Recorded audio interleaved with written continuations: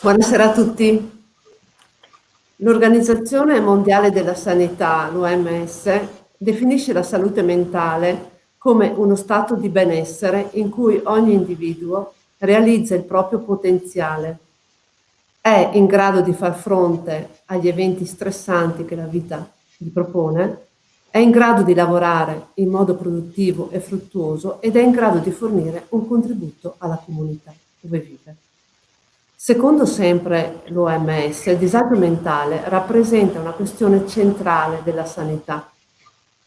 Recenti ricerche attestano che a livello mondiale una persona su 4 è affetta da disturbi mentali. La depressione rientra tra le prime cause di disabilità mentre il suicidio è la seconda causa di morte di nostri giovani. Il quadro sopra descritto è aggravato e si è aggravato a causa della pandemia. Infatti sia lo stress che l'isolamento ne hanno aggravato la condizione. Pensate che un giovane dai 18 ai 29 anni, 1 su 2 risulta affetto da depressione e da stress. Quindi con una situazione molto grave.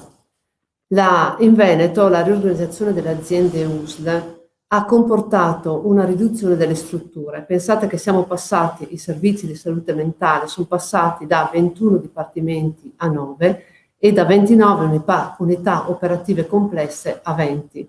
Il piano sociosanitario del 2019-2023 prevedeva come punto centrale la psichiatria di comunità. In realtà ci troviamo una psichiatria istituzionale con servizi di controllo e di smistamento più che di prevenzione. Per questo le associazioni che si occupano appunto dei problemi di salute mentale rilevano che cosa? L'aumento della solitudine, la mancata integrazione dei servizi, la riduzione dei relativi posti letto, una serie di problematiche che trovano spesso risposte verbali ma non concrete.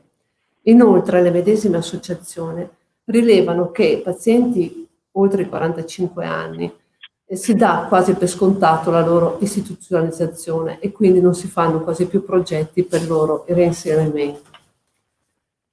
E quindi non si trova nemmeno a volte le proposte e le risposte.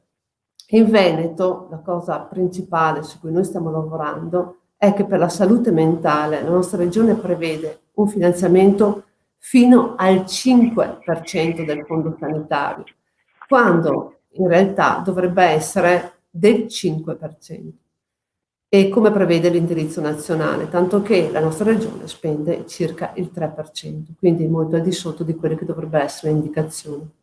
Ora, per quanto riguarda il Dipartimento e la struttura della nostra ASL di Verona, vi presentiamo un video che chiarisce appunto gli elementi principali. A Verona, l'unità locale sociosanitaria 9 ha organizzato i propri interventi sulla salute mentale attraverso il dipartimento strutturato in 4 unità operative complesse, distribuite sulla provincia con sede negli ospedali di Borgo Trento, Borgo Roma, che dipende dall'azienda ospedaliera universitaria, Bussolengo e San Bonifacio. Queste si fanno carico ognuna dei pazienti sui loro territori di competenza. Ogni paziente, infatti, si deve rivolgere al medico psichiatra destinato alla rispettiva zona di residenza. In ognuna di queste unità operative complesse vi è un servizio psichiatrico di diagnosi e cura. Si tratta di strutture ospedaliere che svolgono il compito di diagnosticare e curare il disturbo psichico nella fase acuta. In pratica è il reparto ospedaliero di psichiatria. In ognuna di queste unità operative operano equip composte da direttore psichiatra, medici psichiatri, infermieri, operatori sociosanitari, talvolta anche psicologi ed educatori. Poi ci sono i centri di salute mentali dislocati in città e in vari paesi della provincia: 2 a Verona, 1 a Cologna Veneta, 1 a Bovolone, 1 a Legnago, 1 a Isola della Scala e 1 a Domegliara. Ognuno di questi centri di salute mentale fa riferimento all'unità operativa a cui appartiene. L'accesso ai servizi psichiatrici avviene con l'impegnativa del medico di medicina generale. I cittadini possono accedere al centro di salute mentale anche senza l'impegnativa del medico di famiglia. Comunque l'invio tramite il medico di famiglia è la modalità più opportuna perché garantisce una corretta integrazione con la medicina territoriale. Oppure si può accedere attraverso il pronto soccorso. Poi, dal pronto soccorso, il paziente può essere inviato al proprio medico di base oppure ad una visita psichiatrica specialistica oppure viene ricoverato in ospedale. Si procede, qualora non ancora effettuata, a formulare la diagnosi. La diagnosi è una base di partenza. Le principali patologie trattate sono disturbi schizofrenici, disturbi dello spettro psicotico, disturbo bipolare, disturbo depressivo, disturbi gravi di personalità, disturbi del comportamento alimentare, doppia diagnosi, dipendenze, disabilità, passaggio dalla neuropsichiatria infantile al Dipartimento di Salute Mentale per adulti per i disturbi del neurosviluppo. I disturbi del neurosviluppo dell'età adulta, disabilità, autismo e disturbo dell'attenzione, iperattività, impulsività, sono seguiti dai servizi di disabilità con il supporto della psichiatria. Dove avvengono le visite? Le visite avvengono nei centri di salute mentale, negli ospedali o nei distretti sanitari. I centri di salute mentale sono dislocati sul territorio. Ad esempio, quelli dell'unità operativa 2 sono a Domegliara per i pazienti dell'area nord e a Isola della Scala per i pazienti dell'area sud. Nei centri di salute mentale si svolgono le visite mediche o psicologiche, vengono effettuate le terapie mediche periodiche, si effettuano i prelievi. Cosa sono gli interventi territoriali? A seconda della prescrizione dello psichiatra avviene una presa in carico del paziente da un'equipe composta dal medico psichiatra, dallo psicologo, dall'infermiere, dall'educatore e dall'assistente sociale. Dopo la fase acuta il paziente viene dimesso e si effettua il piano individualizzato che può consistere in interventi ambulatoriali periodici, cioè visite psichiatriche o psicologiche, visite domiciliari da parte di infermieri oppure operatori domiciliari o sociosanitari ed educatori, può essere concordato l'accesso ai centri diurni. Cosa sono le strutture semiresidenziali? Nel territorio sono dislocati i centri diurni. Sono degli spazi coordinati da educatori e operatori, aperti mattina e primo pomeriggio, dal lunedì al venerdì. In questi centri diurni vengono effettuate varie attività motorie, relazionali, laboratoriali, ricreative. Oltre alle strutture semiresidenziali, a volte necessitano interventi in strutture pienamente residenziali. Il paziente può anche essere inserito in una struttura residenziale a seconda della tipologia della diagnosi e delle relazioni con la famiglia. Ci sono diverse tipologie di strutture residenziali a seconda della gravità del disturbo e dell'intensità degli interventi sociosanitari. Vi sono le comunità terapeutiche riabilitative protette di tipo A, cioè ad alta attività assistenziale con personale presente 24 ore su 24. Si tratta di strutture fortemente sanitarie dove, in genere, vengono accolti pazienti che sono all'esordio della malattia con subacuzie. Vi sono le comunità terapeutiche riabilitative protette di tipo B, ad attività assistenziale intermedia, con personale comunque presente 24 ore su 24, dove il trattamento è sanitario di tipo estensivo riabilitativo. E poi ci sono le comunità alloggi che possono essere di base per pazienti fino ai 40 anni di età, dove il personale sociosanitario è presente per 12 ore al giorno, estensiva per pazienti oltre i 40 anni di età, dove il personale sociosanitario è presente per 24 ore al giorno. Inoltre ci sono i gruppi in appartamento protetto con personale presente soltanto in fasce orarie, in quanto i pazienti dovrebbero aver acquisito un buon livello di autonomia. La durata della permanenza in queste comunità è definita dal progetto individualizzato, che viene valutato annualmente dall'unità di valutazione multidisciplinare, formata dai vari specialisti che seguono il paziente. E infine vi sono le residenze sociosanitarie psichiatriche. Nel novembre 2018 la Regione Veneto ha istituito le residenze sociosanitarie psichiatriche, chiamate di solito i manicomietti. Servono per le necessità di lunga assistenza. Gli interventi e il personale sono al 70% sanitario, al 30% sociale e riabilitativo. Nell'AS 9 ci sono 2 moduli con 20 posti ciascuno. Queste residenze sono rivolte agli utenti di età superiore ai 45 anni, con diagnosi psichiatriche principali, e con 10 anni di pregressi inserimenti residenziali. Hanno elevati bisogni assistenziali, compromessa autonomia e scarse capacità riabilitative. Per queste persone non vi sono reali prospettive di cura e riabilitazione. Sono assistite 24 ore giornaliere da personale sociosanitario. Sono i cosiddetti manicomietti. Raggiunti i 65 anni di età, i pazienti utenti vengono trasferiti nelle case di riposo. Bene, noi abbiamo visto con queste slide, con questo video, quella che è la situazione del Dipartimento di Salute Mentale a Verona. Ora vi presento gli ospiti che ringrazio tantissimo per essere qua con noi in questo momento, che credo importante anche sotto l'aspetto informativo della nostra situazione. E vi presento allora Cristina Ceriani, che è dell'associazione di AFFI Familiari, e ringrazio. E vi presento Salvatore Liard, che è del Movimento per la difesa della sanità pubblica, e presento Andrea, che ringrazio, che presento Andrea Angelozzi, che è psichiatra. E darei subito la parola a Cristina Ceriani, che ci parla della situazione reale della nostra provincia USL 9. Grazie. Grazie. Intanto ringrazio la consigliera Anna Maria Bigon per avermi ospitato in questa live, ma la ringrazio soprattutto per occuparsi della salute sul territorio e in particolare della salute mentale. Come lei ha detto, rappresento un gruppo di familiari di pazienti seguiti dai servizi psichiatrici del distretto 4 dell'AS 9 Scaligera di Verona. Faccio una premessa. Fino a qualche anno fa pensavo che le criticità fossero solo nel nostro distretto. Da un paio d'anni, come familiare, partecipo agli incontri periodici del Dipartimento di Salute Mentale e mi sono resa conto che la situazione è uguale anche negli altri distretti, cioè in tutta l'AS 9 di Verona e provincia. Più recentemente, con l'appello del Coordinamento Veneto per la Salute Pubblica sulla salute mentale, e partecipando alle chat e ai gruppi Facebook a livello regionale, mi sono resa conto che la situazione è generalizzata in tutto il Veneto. Quindi non possiamo attribuire la responsabilità di eventuali carenze ad un'unità operativa piuttosto che ad un'altra. Il problema vero, come diceva Anna Maria prima, è del famoso 2,5% circa della Regione Veneto destinato alla salute mentale, invece del 5%, anzi di almeno il 5%, e dei tagli fatti negli ultimi anni. Siamo convinti, noi familiari, che per il superamento o miglioramento della malattia è fondamentale la relazione in tutte le sue forme. Quando un paziente si ammala, dovrebbe essere sostenuto ed aiutato tutto il nucleo familiare. Da poco, nel nostro distretto, sono stati istituiti dei corsi psicoeducazionali per parenti e gruppi di social skills training per utenti.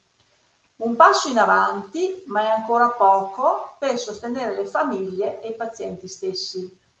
Esiste inoltre da anni il gruppo di automutuo aiuto per parenti sostenuto dal servizio psichiatrico.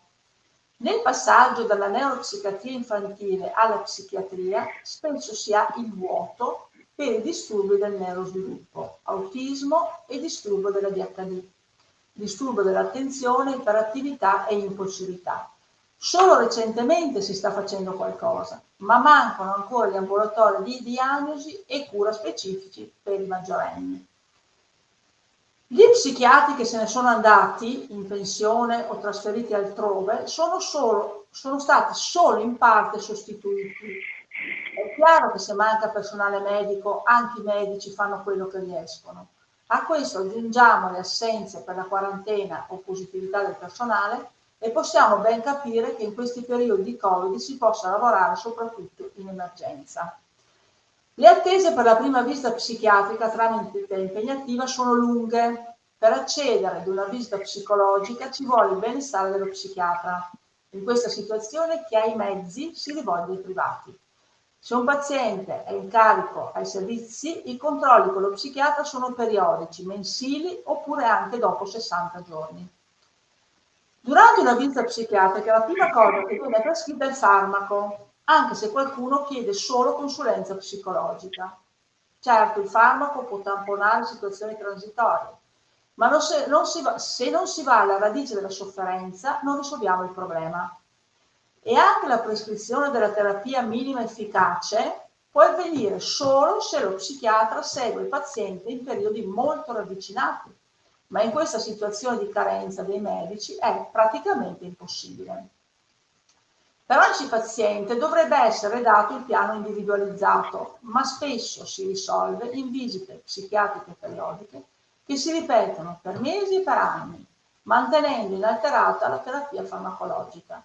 Io dico sempre che le aspettative dei familiari sono diverse rispetto a quelle di un medico Il familiare guarda i miglioramenti anche minimi del proprio caro, mentre il medico guarda che non ci siano peggioramenti, che non ci sia uno scompenso.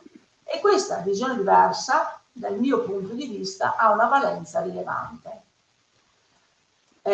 Dal sito della Regione Veneto sulla salute mentale si legge: l'impostazione degli interventi in questo ambito è basata sui principi di rispetto della dignità della persona, del riconoscimento del bisogno di salute, dell'equità dell'accesso all'assistenza, della qualità e dell'appropriatezza della cura, della forte integrazione fra area delle cure sanitarie e l'area delle iniziative socio-relazionali. Sembra quasi che questo scritto della Regione Veneto poi nella realtà, non sembra quasi, poi nella realtà non si traduce così.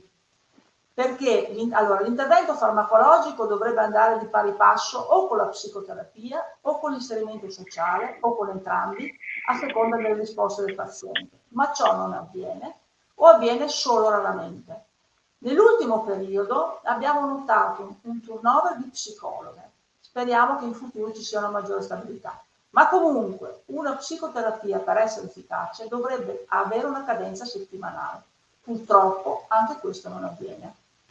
Riguardo agli assistenti sociali, sono oberati di lavoro e gli inserimenti sociali lavorativi sono a nostro avviso un miraggio. Per l'inserimento sociale ci sono i centri diurni, ma spesso i ragazzi non vogliono frequentarli perché vorrebbero essere inclusi con gente, fra virgolette, normale.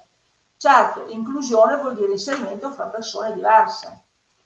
Negli incontri di dipartimento ai quali ho partecipato è stato detto più volte che il 40% delle ore complessive settimanali del centro diurno in futuro dovrebbero essere inserite nel contesto territoriale in collaborazione con i comuni. Vedremo se e quando si potrà attuare. Io sinceramente sono molto perplessa e vedo difficile e laborioso una tale sinergia. Gli educatori che si recano al domicilio del paziente sono incaricati dalle cooperative. Gli stessi dovrebbero avere la laurea triennale di scienze dell'educazione, ma la formazione è molto ben ampia, dal neonato all'età senile, dal bambino autistico al bambino con disagio sociale, dall'adolescente problematico e così via. Chi garantisce le loro competenze nel campo della salute mentale? Comunque abbiamo notato che anche in questo caso un turnover. Il paziente, cioè un utente, può essere seguito per 6 mesi e poi gli viene detto dalla settimana prossima non ci sono più. Purtroppo non c'è continuità e talvolta invece di aiutare queste figure professionali potrebbero anche far danni. Sono previste le borse di lavoro, attività occupazionali di avviamento al lavoro tramite alcune cooperative che percepiscono dall'ASL un compenso giornaliero, mentre invece il paziente percepisce dai 50 centesimi ad 1 euro o 2 all'ora, a seconda di quanto producono. Ma ci rendiamo conto che questa cosa non è per niente dignitosa. Mi piacerebbe conoscere la percentuale di inserimenti lavorativi e di tirocini in collaborazione con il SIL, Servizio Integrativo Lavorativo, ma sono dati che non conosciamo. Certo, i pazienti psichiatrici hanno difficoltà a mantenere la concentrazione e la continuità, però se supportati e aiutati adeguatamente potrebbero esprimere al meglio le proprie risorse che sicuramente hanno. Tante comunità sono state date in gestione completamente alle cooperative, anche dal punto di vista medico e psicologico. Chi controlla l'operato di queste cooperative? Possono gli utenti trasmettere il loro vissuto? Possono i parenti esprimere le loro considerazioni? Vengono ascoltati? Talvolta i parenti non espongono fatti accaduti al proprio caro per paura di eventuali ritorsioni sullo stesso. Comunque ci sono comunità nelle quali le cooperative lavorano molto bene, con professionalità e come figure professionali hanno assunto tecnici della riabilitazione psichiatrica. Ci chiediamo, perché i tecnici della riabilitazione psichiatrica non vengono assunti in numero maggiore? La risposta è semplice, perché queste figure costano soldi. E ritorniamo al punto di partenza, al famoso circa 2,5% che fa sì che siamo penultimi in Italia, seguiti solo dalla Basilicata. E per ultimo parlo di appartamenti protetti. Per alcuni pazienti stanno funzionando, per altri no.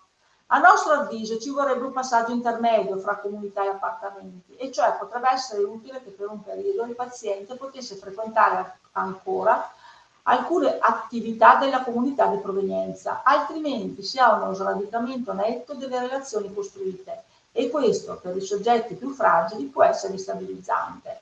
Se da una parte dobbiamo tenere viva la speranza di miglioramento dell'offerta per i nostri cari, dall'altra assistiamo al fatto che passando gli anni la situazione non solo non migliora, ma addirittura peggiora, anche a causa della pandemia che ha aumentato gli accessi alle visite psichiatriche. Grazie, questa prima parte ho finito. Grazie mille Cristina. Allora io ho fatto come un po' una definizione, un'analisi di quella che è la situazione del Veneto. Abbiamo sentito adesso la situazione dal punto di vista dei familiari ed è molto molto pesante, con il turnover, la non continuazione delle cure, il mancanza di personale, e la difficoltà anche a avere delle visite, per cui poi tra l'altro è mancata informazione perché anche i genitori a volte hanno le necessità di essere anche formati familiari, quindi tutte queste difficoltà dal punto di vista dei familiari. Dal punto di vista dei medici, chiedo a lei, dottor Andrea Angelozzi, com'è la situazione, questo impoverimento di personale, di progetti, di prospettive, di informazioni, dal punto di vista del medico, com'è in Veneto la situazione? Grazie. Anzitutto volevo ringraziarla per il fatto di aver organizzato questo incontro e di occuparsi di questa questione, nel senso che la salute mentale è un problema enorme e se ne parla troppo poco, questa è la realtà delle cose. E giustamente lei manda circa quella che è la situazione dei dati, e questo è già un punto dolente, nel senso che nell'ambito della Regione Veneto fino a qualche anno fa veniva prodotto un report che ci diceva quella che è la situazione dei dati nelle varie realtà locali. Da diversi anni questo report non viene prodotto e bisogna attingere a quelli che sono i report nazionali dati dal Servizio Informativo Nazionale sulla Salute Mentale, che non danno una descrizione delle singole realtà locali, danno dei dati aggregati e danno dei dati che sono sfasati di 2 anni. Non solo, ma in questi dati mancano alcuni elementi importanti. Ad esempio, nell'ambito dei ricoveri ci sono solamente i ricoveri dei maggiori di età, per cui da questi dati non si riesce ad avere un dato preciso dei minori che vengono ricoverati nei diagnosi cura per adulti. E poi comunque questi dati hanno una visione parziale, perché se noi andiamo poi a vedere ad esempio il dato di consumo dei farmaci, scopriamo che ad esempio l'entità di un disturbo come la depressione, no, è estremamente più vasto di quello che ci dicono questi dati, cioè comunque l'accesso ai servizi pubblici è solamente una parte modesta di quello che è poi la risposta che a questo bisogno. Nell'ambito delle tossicodipendenze sono 2 anni che a livello nazionale viene pubblicato un report, anche questo non porta dei dati aggregati, dei dati specifici, ma solo dati aggregati, sfasato anche questo di 2 anni.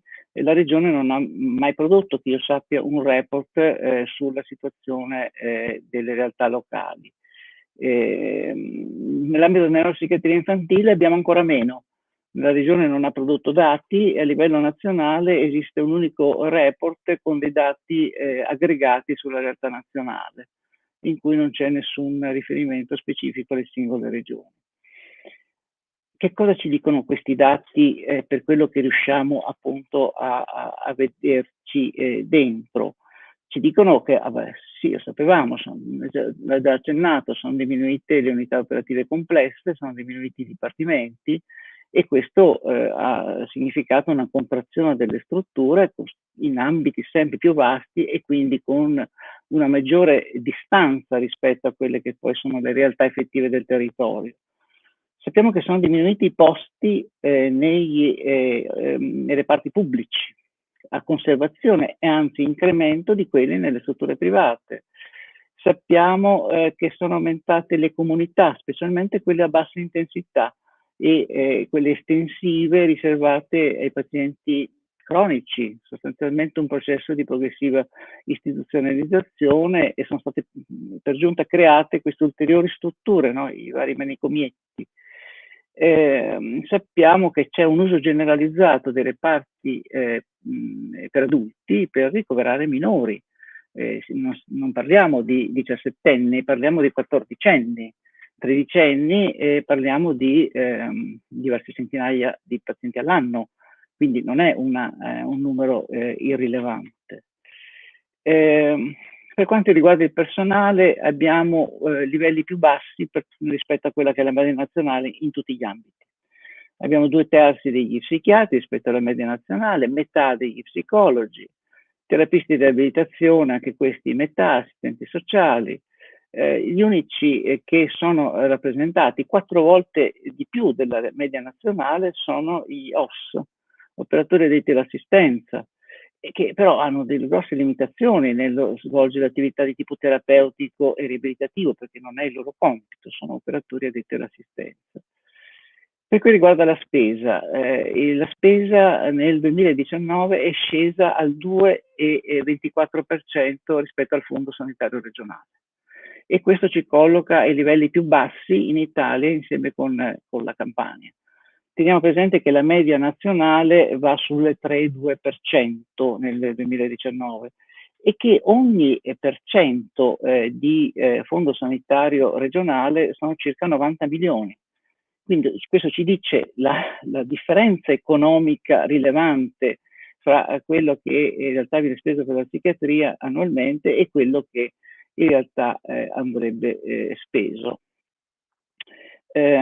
Sappiamo che la spesa pro capite in Italia nel 2019 era 68 euro, 68,8, e che nel Veneto invece è 59,5, 2 anni fa era 63,1, quindi sta continuamente scendendo la spesa pro capite, quella praticamente considerata per singolo cittadino.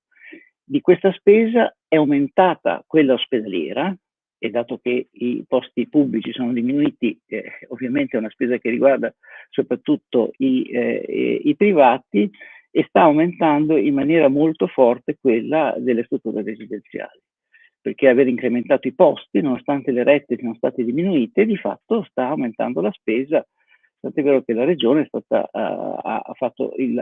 non ha più colmato, come faceva in passato, per gli extralea, il 20% della quota, la differenza della quota sociale e sanitaria rispetto alle nazionali, ma ha fatto il 10%, perché altrimenti era impossibile starci quei soldi, riversando peraltro l'altro 10% sulle famiglie oppure sui comuni.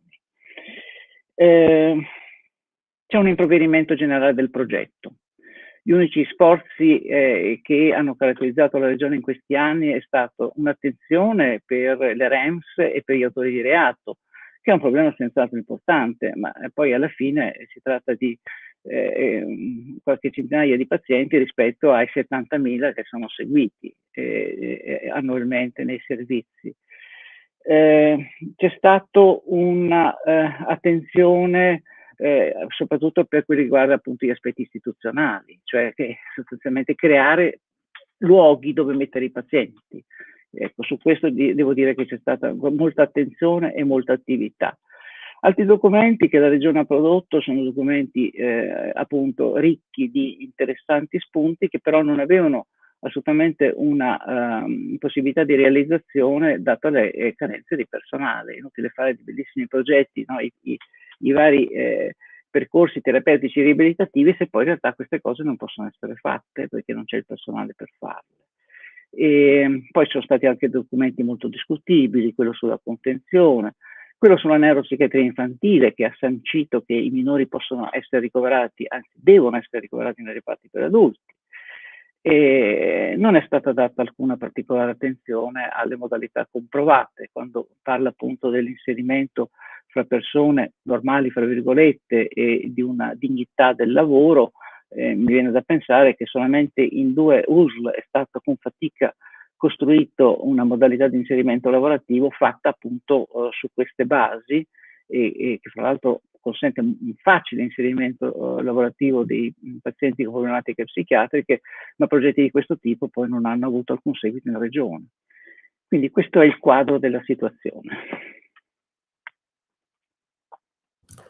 Grazie mille veramente Andrea Angelozzi, ma la situazione è grave, lo sappiamo, lo tocchiamo, lo vivono i genitori, lo vivono anche i medici, perché spesso mi trovo a confrontarmi anche con psichiatri e psicologi, effettivamente la difficoltà è anche loro, è tutta loro, perché di fatto sono in pochi, sotto organico, non riescono a far fronte alle esigenze e dall'altra parte abbiamo dei familiari che spesso devono anche pagarsi i servizi e sappiamo perfettamente che c'è anche una difficoltà sotto questo punto di vista, perché se è vero che c'è una salute da salvaguardare, è altrettanto vero che questa va salvaguardata a tutti indipendentemente dal reddito e quindi anche questa è una discriminazione veramente grave. Lasciamo nella difficoltà la famiglia intera, perché qua non si parla di un paziente che non coinvolge gli altri. Spesso i pazienti coinvolgono la famiglia, ma in questo caso ancora di più. E quindi dobbiamo assolutamente lavorare. E il fatto di parlarne di più, e come diceva all'inizio del suo intervento, credo che sia importante e dobbiamo veramente farlo. E con Cristina, che fa parte appunto anche di questo gruppo di familiari, stiamo veramente lavorando tanto nella nostra provincia e in Veneto per questo e grazie a voi anche per quello che fate, perché so perfettamente il lavoro che state facendo. Dobbiamo alzare quello che è il livello della conoscenza, dell'informazione e dignità e qualità di vita, soprattutto per loro e anche per chi a loro sta vicino. La battaglia che abbiamo anche fatto, una di queste parlava dei ricoveri, caso di emergenza e urgenza di ragazzini anche di 14 anni, 15 anni. Io credo che questa veramente va contro ogni dignità umana. Perché non possono essere assolutamente ricoverati nei reparti per adulti. Non possiamo parlare dell'eccellenza veneta. Io lo dico sempre in ogni consiglio regionale e lo dirò finché starò all'interno di quella sede. E non mi parlate di eccellenza finché ricoveriamo ragazzini nei reparti per adulti. Non è possibile, non è possibile. Per cui ringrazio anche per i dati, per quelli che possiamo aver avuto finora e che cercheremo di avere, perché anche questo è contro ogni tipo di trasparenza, vero? La regione deve essere uno spec, deve essere trasparente, tutto dobbiamo avere, soprattutto questi dati, soprattutto questi. Io però vorrei sentire adesso, e ringrazio per la presenza anche di Erda Salvatore, che appunto a difesa proprio della salute pubblica nel movimento, che lavora da anni per questo. Da una parte appunto che attività, che sentore hanno le persone che vi aderiscono, ma anche quali sono le prospettive e soprattutto quali potrebbero essere le richieste e i progetti che si propone e soprattutto quello che si dovrebbe fare. Grazie. Grazie a te Anna Maria, contentissimo perché oggi pur di parlare di salute, di sanità, di salute mentale, fa sempre bene. Io faccio parte del Movimento Veneziano, che è una struttura che è nata più di 20 anni fa, quando ci siamo accorti che il servizio sanitario pubblico scendeva come qualità, scendeva come quantità e soprattutto si iniziavano ad intravedere tutti quegli elementi di indebolimento del sistema sanitario. E purtroppo oggi prendiamo atto che la Regione Veneto, che anni fa era un punto di riferimento nazionale e internazionale, ahimè oggi i dati, le cronache, il quoziente di gradimento da parte delle persone si sta abbassando. E io penso che il tema della salute mentale vada di pari passo con i servizi sanitari nazionali ma soprattutto regionali. Cioè non è soltanto i servizi di salute mentale che stanno in discesa, come giustamente raccontava soprattutto la Cristina. E quindi abbiamo pensato qualche mese fa, all'interno di una rete di comitati, di associazioni del Veneto, di preparare una piattaforma, poche pagine, da un lato inserire le criticità, e a me sembra che la Cristina, Andrea, ma anche tu hai evidenziato, e dall'altra parte le proposte, proprio perché noi ragioniamo in questi termini: analisi, dibattito, confronto, ma anche mobilitazione per cambiare lo stato delle cose. Volevamo organizzare con le associazioni dei familiari, con i professionisti, con coloro che si misurano quotidianamente con le battaglie a difesa della sanità pubblica, però ahimè noi ci sono ordinanze prefettizie che ci vietano di manifestare secondo le norme. Poi purtroppo assistiamo a manifestazioni di vario genere, ma noi ci atteniamo alla norma. E quindi abbiamo pensato di costruire una grande manifestazione regionale dove all'interno ci sia anche il tema della salute mentale. Questo per il 9 di aprile a Padova. Chi mi ha preceduto ha messo in risalto due cose: il tema della scarsità delle risorse e il tema della scarsità del personale atto a far sì che i servizi, soprattutto quelli territoriali, potessero funzionare. Lo dice uno che ha vissuto la stagione degli anni 70.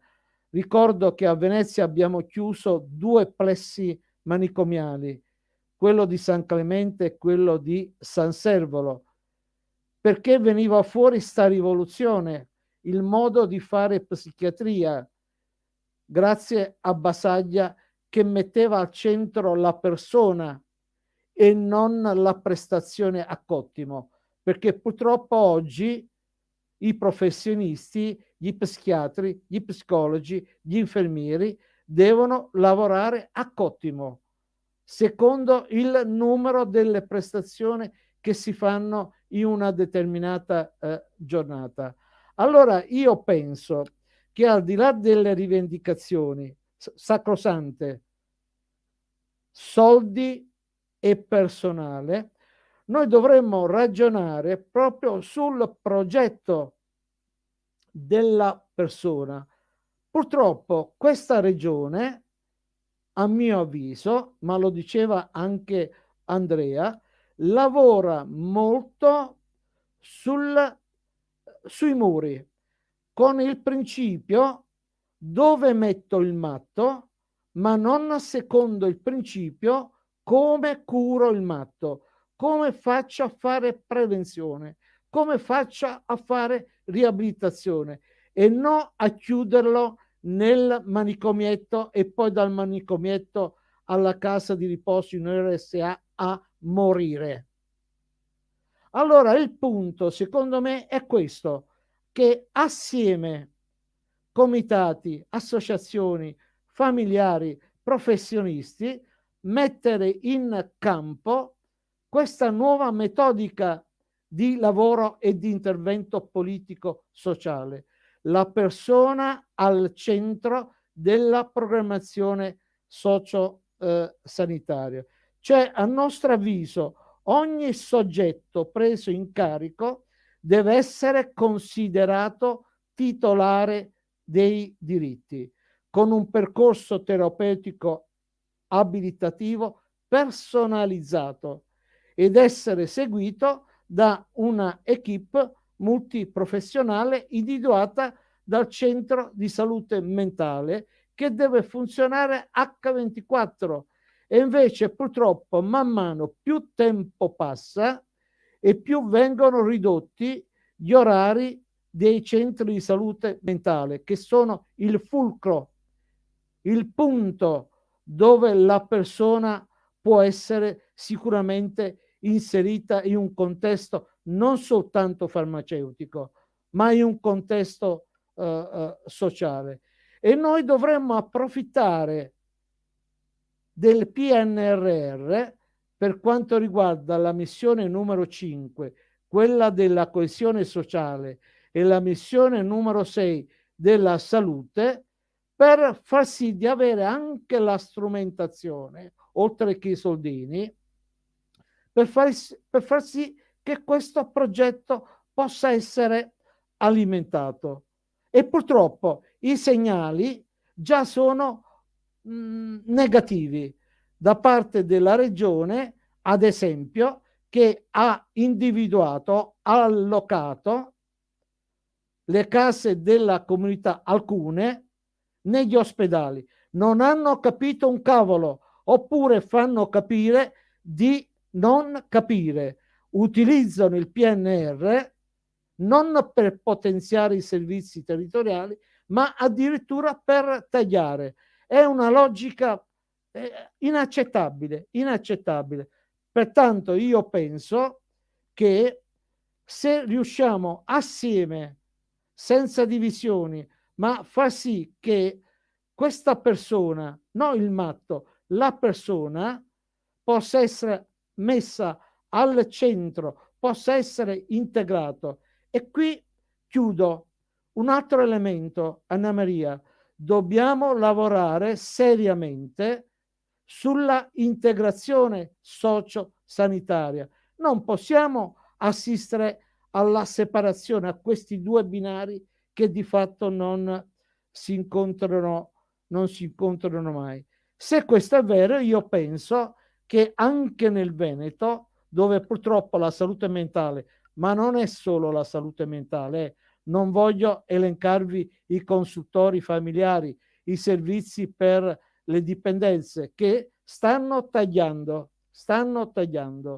Per cui grande attenzione a fortificare il territorio, soprattutto in tempo di pandemia, dove le disuguaglianze, ma soprattutto il disagio mentale, è aumentato esponenzialmente. Grazie.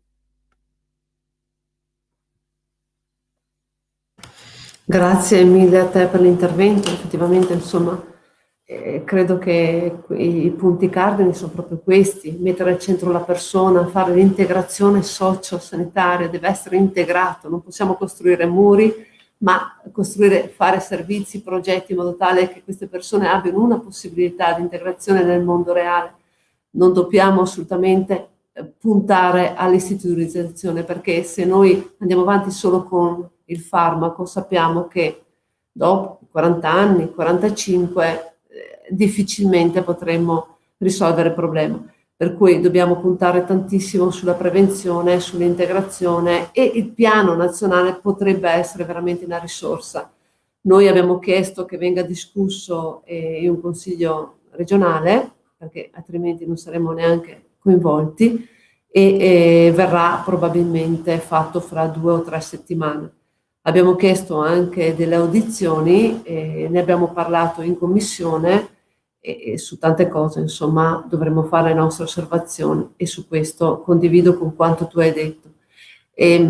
Anche per concludere un po' la riunione, la serata e questo incontro, io farei adesso un giro di interventi proprio sulle prospettive, su quello che chiediamo, da una parte con Cristina come familiare, poi con Andrea appunto dal punto di vista di un tecnico medico, e poi ovviamente anche completando anche il discorso che faceva Salvatore sulle case anche della salute, di comunità, quello che potrà essere integrato col piano nazionale di resistenza e resilienza. Quindi partirei con Cristina e poi fatto il giro concluderei appunto da parte mia con delle proposte alle regioni. Grazie.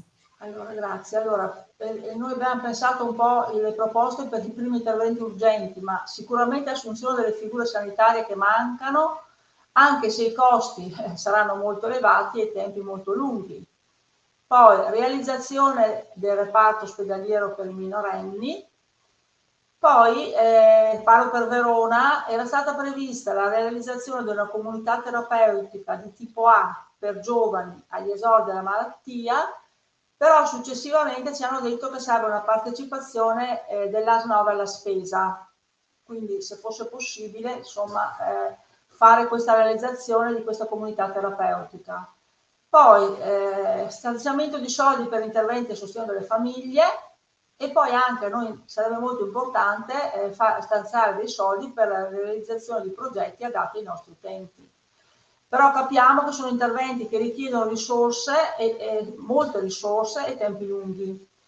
Io ho fatto una riflessione, la cosa più urgente però è far capire alla giunta regionale e al consiglio regionale che non si può avere, come diceva Anna Maria, una sanità di eccellenza spendendo per la salute mentale circa la metà delle risorse previste dalle linee guida nazionali. Io sono andata a leggermi, nel 2010 sono state scritte queste linee guida del 5%. Siamo nel 2022 e, come diceva prima il dottore, ogni anno la spesa per la salute mentale va diminuendo, non aumentando, ma diminuendo. E quindi finché il ragionamento non capisce di investire soldi nella salute mentale, probabilmente faremo ben poco, insomma. Grazie. Grazie Cristina. Andrea?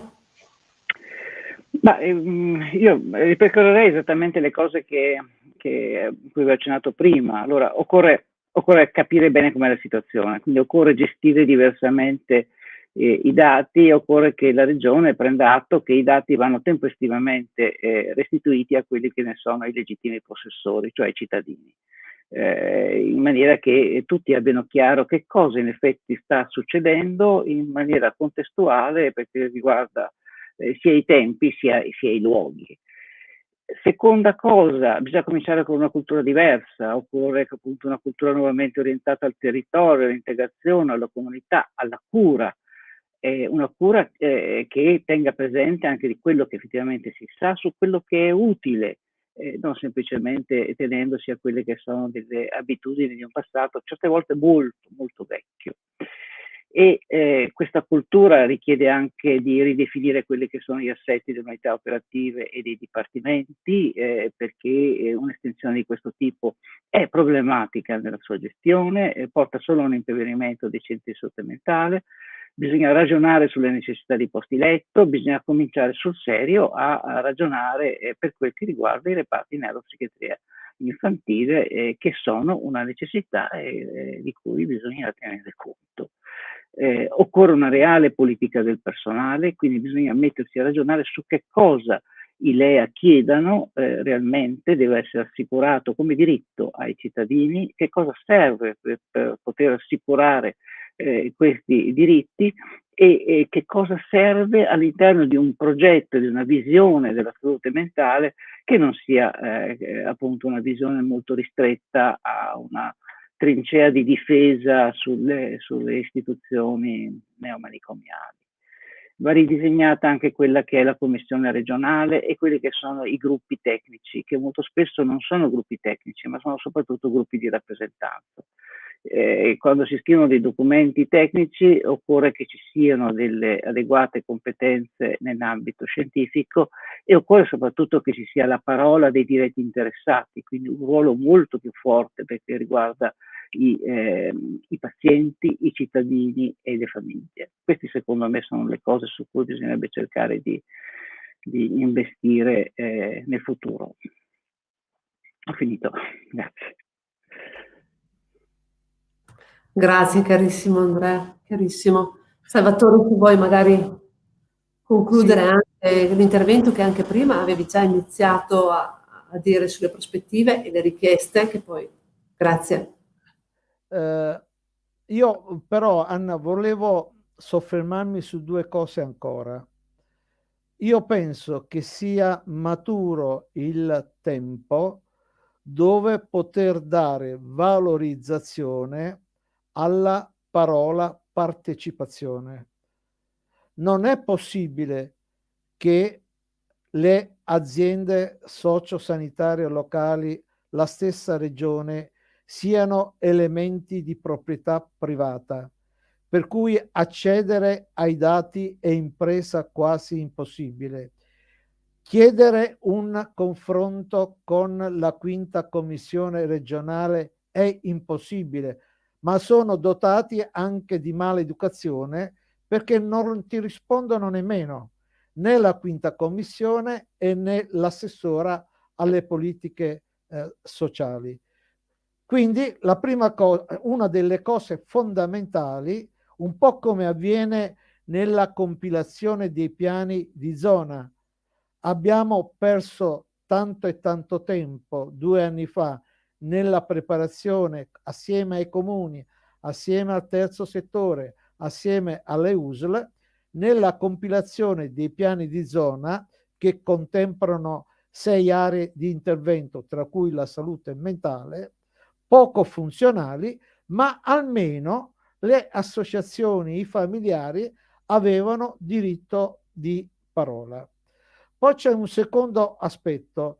Come sapete, in questi giorni il milleproroghe ha deliberato il cosiddetto bonus psicologico. Non siamo mai stati d'accordo perché a nostro avviso il finanziamento serve per potenziare i servizi. I finanziamenti servono a potenziare i servizi, quindi interventi strutturali e non regalie a professionisti del privato a livello temporaneo. Ma comunque 20 milioni sono stati sanciti, 10 dei quali saranno per potenziare i servizi di salute mentale con il reclutamento di professionisti sanitari e assistenti sociali. Aspettiamo la delibera della giunta regionale per capire come intende consumare queste ulteriori risorse e sperando che ci possa essere almeno un elemento di confronto per spiegare a loro signori che non sta andando tutto bene. Chiudo aspettandovi in tanti alla manifestazione regionale il sabato 9 di aprile a Padova. Grazie dell'ospitalità. Grazie Salvatore, io a Padova ci sarò il 9 di aprile a manifestare con voi assolutamente e credo che questo sarà un momento molto molto importante anche nel contatto con le persone. Condivido quello che è stato detto e quello che verrà proposto dovrà essere proposto, tanto che porterò in 5ª commissione ovviamente le richieste, tenendo conto che noi abbiamo con ultimo consiglio regionale sulla base di risparmi sui LEA, che poi ci siano dei risparmi è abbastanza, insomma, è così non capibile, che il 50% di queste somme cosiddette risparmiate a seguito ai servizi LEA ben garantiti, dice la Regione, vengano investite in salute mentale. Abbiamo chiesto questo, porteremo avanti questa richiesta perché crediamo che sia importante investire di più. Ovviamente non è la sola cosa che dobbiamo fare anche altro. Quindi oltre alla disponibilità economica noi dovremo fare in modo di rilanciare nei fatti il modello della psichiatria di comunità, centrata nel territorio, ponendo al centro delle politiche sociosanitarie regionali la salute fisica, psicologica e mentale di tutti i cittadini, e questo indipendentemente, e lo dico sempre, dal reddito di ognuno. Chiederemo di predisporre un nuovo progetto obiettivo nell'ambito degli interventi sociosanitari della salute mentale, con una metodologia partecipata e trasparente, che coinvolga le associazioni, molto importanti e anche le diverse realtà territoriali. Cercheremo e vogliamo che venga favorita la creazione all'interno dei dipartimenti di salute mentale di servizi per età evolutiva e l'adolescenza, in modo tale che ci sia una fascia per loro dedicata che va dai 14 ai 25 anni, coinvolgendo pediatri, neuropsichiatri, infantili, psichiatri, psicologi, servizi educativi e sociali, terzo settore. Dobbiamo tutti lavorare insieme, ognuno con le proprie competenze, per rilanciare appunto questo servizio importante e fondamentale che coinvolge tante persone in Italia, nel mondo e nel Veneto, e che ad oggi i numeri ancora non sono chiari e ne chiederemo conto anche di questo alla Regione. Io vi ringrazio veramente tutti, so che siete stati numerosi a seguirci, ne faremo altri di incontri, soprattutto perché abbiamo bisogno come familiari, come genitori, come cittadini di sapere le cose e sapere che possiamo fare tanto di più per migliorarle. Basta essere uniti e metterci in relazione. Grazie a tutti e al prossimo incontro e grazie ai relatori. Grazie mille per essere stato qua con noi, veramente per aver accettato.